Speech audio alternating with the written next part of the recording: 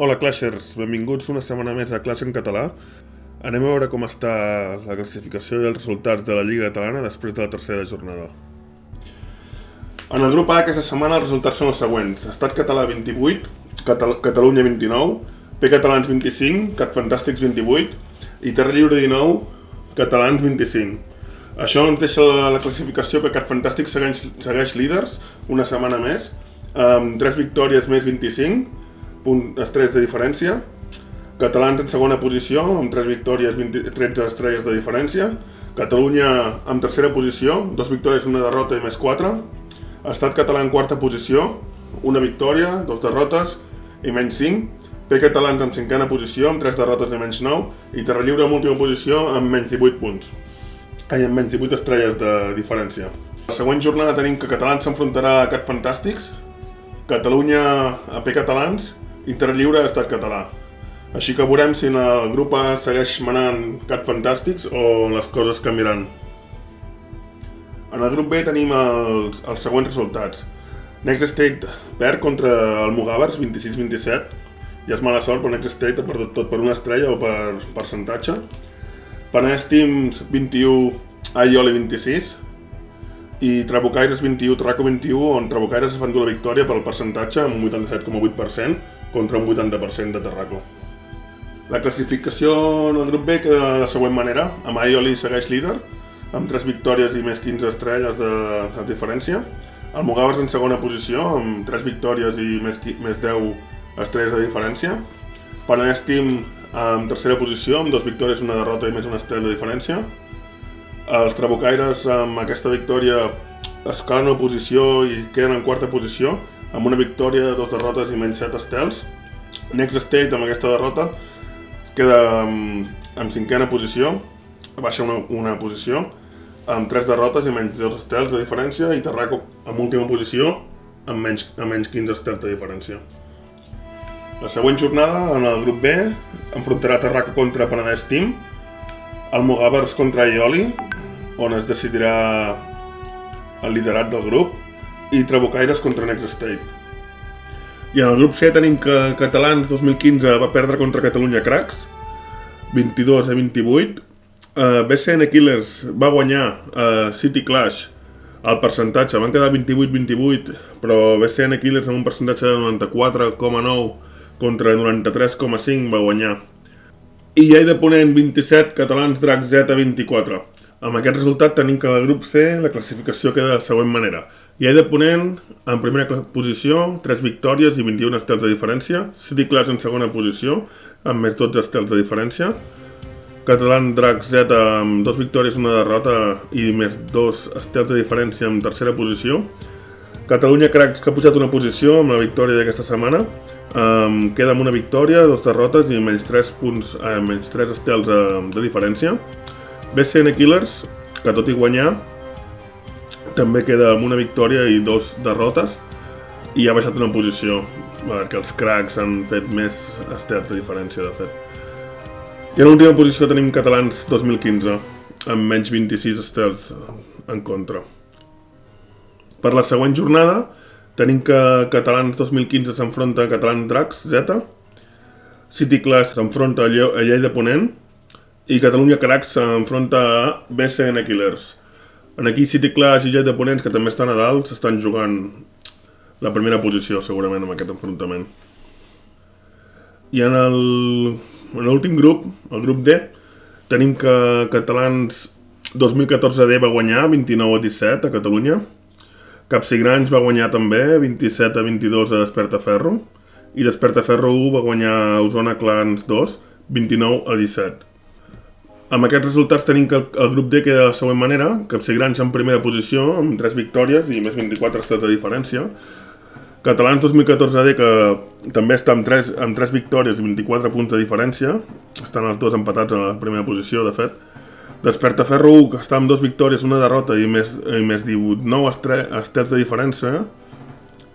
Despertaferro amb 1 victòria, 2 derrotes i menys 4 estels de diferència.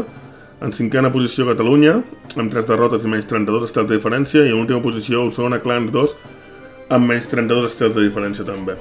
Per la següent jornada Catalans 2014D s'enfrontarà a Capsigranys, el qual és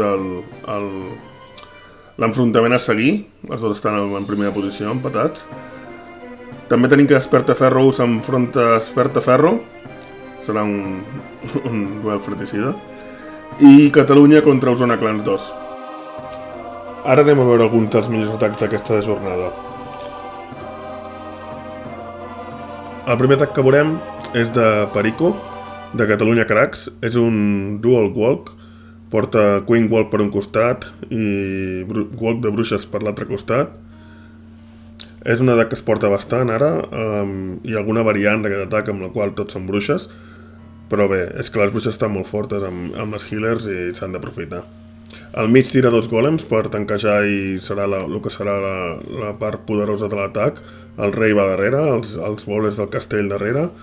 Amb les bruixes ha fet el fúnel per una banda i amb la reina està fent el fúnel per l'altra banda. Surt el castell, hi ha una bruixa, un baby dragon, tira un verí. Els golems van cap al mig, hi ha un Tesla Farm aquí al mig, que també se li podria complicar la cosa, però és que amb un rage, el rei i els bowlers amb rage és molt potent, això ho destrueix tot. Una bomba podria ser, o doble bomba podria matar els bowlers, però si els bowlers no trepitgen cap bomba, amb tant de tanc són massa mortals. Mentrestant la reina ja ha fet el que és la teva feina per una banda, les bruixes van fent per l'altra, i al mig està tot destruït, encara hi ha un golem tot sencer. La veritat és que les bruixes van molt bé perquè totes les defenses es queden disparant als esqueletillos i elles van destruint totes les defenses del primer anell. Llavors és el que per això es porten tan ara, tothom ho està fent així i està molt bé. Ja s'està acabant això, queda encara 4 bowlers, 3 bruixes, la reina sencera. Bueno, molt bon atac, molt ben executat i molt sobrat, la veritat. El següent atac és Town Hall 9, és de Dragon Crow, d'Aioli, contra Te Voy a Canear, de Penedès Team. Dragon tira 2 golems, tira els trencamurs i fa fúnel amb els mags. La veritat és que aquests golems estan aquí, que el castell se'ls està cruspint. Tira el verí, però no els està ajudant gaire. Ara tira els herois, tira els bowlers del castell i ara sí que el rei i el castell del clan caurà. El que passa que ja no queden gaire golem. Però bueno, el rei passa davant, està fent de tanc per als bowlers, tira el salt. La idea és fer gol a l'1, llavors té que tombar amb 2 golems, mínim a tombar 2 antiaeris, si no malament. Tira el rage als bowlers, el rei sembla que es carregarà un antiaeri, la reina l'altre i els bowlers l'altre, ja cauen 3 antiaeris i encara té bastant de poder això per tombar més defenses. Es tomba dos torres de mags, que sempre va molt bé pels globus, i comença el fly. La veritat és que es troba un Tesla Farm, però està molt mal col·locat perquè només un lava anul·la completament el Tesla Farm. Això és un error de disseny d'aquesta base. Els globus molt bé, fàcilment s'han carregat totes les defenses que hi havia aquí. El Kill Squad la veritat és que s'ha carregat mitja base i el que queda encara queda un lava que ara explota i els globus i amb els 4 globus que li queden a dalt, un globo de fet li queda només, però bueno, ja es carrega la defensa que li queda a dalt i ja tot el que queda és neteja.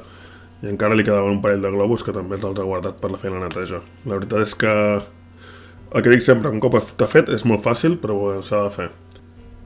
Així doncs, molt bon atac per part de Dragon Crow i 3 estrelles. I en aquest atac Town Hall 10 de Chet de BCN Killers contra Álvaro de City Clash veurem una Bowlers and Witches. El que porta 3 o 4 bruixes per cada banda amb un parell o 3 de bowlers per fer funa al mig porta els golems, gegants, els bowlers del castell i els herolls, tot pel mig. La idea és que per les bandes vagin a les bruixes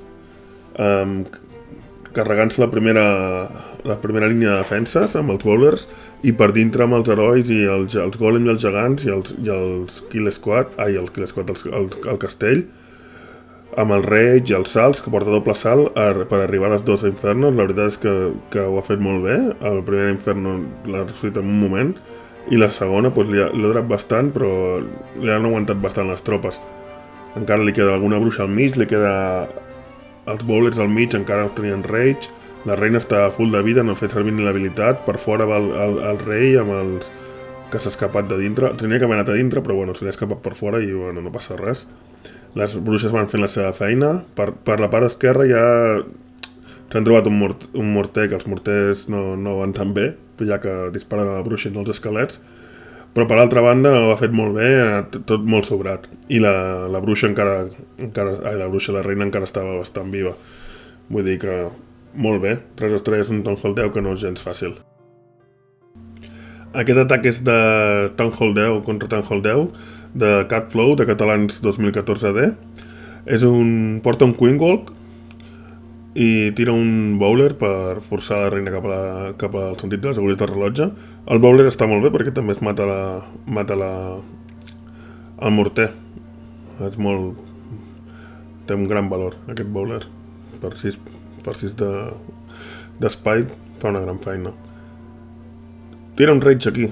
No sé si feia falta, però bueno, bé. De 2 defenses i la reina. Sí que feia falta, no veia la reina.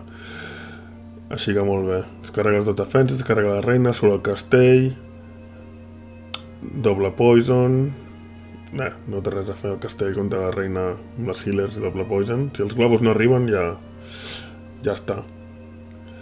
Per altra banda tira per fer una mica de neteja i de tall per forçar tota la tropa cap a dintre. Tira uns gegants, va sense golems, perquè com que porta inferno és únic, els gegants són millors per en aquest cas. Tira els bowlers darrere, un salt, que sembla que tot va cap a dintre. La inferno comença a fer target als gegants, però ara amb el salt tot ha anat cap a dintre, tira un rage, tira un gel, la reina està darrere. Vull dir, només els gegants ja es carreguen les infernos i amb els bowlers amb rage darrere és que ho rebenten tot. Les healers estan senceres, el rei per una banda, la reina per l'altra banda. És una destrossa. Tira un baby dragon per la banda ja per començar la neteja, perquè ja no queda res pràcticament. La reina, de fet, no ha gastat ni l'habilitat i ja no queden defenses. La veritat és que és un atac molt ben executat per part de Cashflow. Ha vist les debilitats de la base i les ha aprofitat molt bé. Així doncs, 3 estrelles per Cashflow. I fins aquí el resum de la tercera jornada. Ja sabeu, si us ha agradat doneu-li like, deixeu comentaris, qualsevol cosa que tingueu, qualsevol dubte de la Lliga Catalana, deixeu el comentari i jo us el intentaré respondre, si no buscaré algú que us el pugui respondre. Subscriviu-vos per estar atents al resum de les següents jornades i res més. Recordeu que això és Clash en català.